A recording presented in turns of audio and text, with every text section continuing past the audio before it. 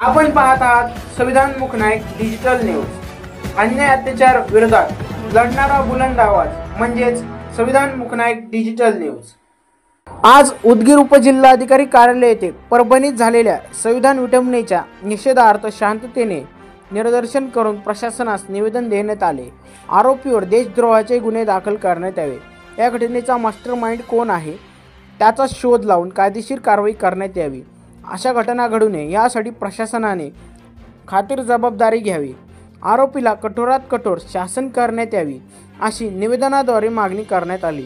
त्यावेळी गजानन सताळकर, बापूसाहेब कांबळे, मानवाधिकार संघटनेचे राज्य समन्वयक नितीन एकुरकेकर, पॅन्थर आर्मी स्वराज्य संविधान रक्षक सेना लातूर जिल्हा अध्यक्ष विक्रांत काळे, तालुका अध्यक्ष सुनील कांबळे, लष्करी भीमा संघटनेचे तालुका अध्यक्ष सुशील मदले, राहुल चौधरी, अक्षय सावंत, प्रकाश कांबळे, वंचित बहुजन आघाडीचे शहर अध्यक्ष सोहेल शेख, मुखरम जहागीरदार, धनराज सुरवंशी, अभिजित सोमवंशी, आशिष कोकणे, सुधाकर कांबळे, संदीप गजगे इत्यादी विविध संघटनेचे पक्षाचे कार्यकर्ते पदाधिकारी मोठ्या संख्येने उपस्थित होते।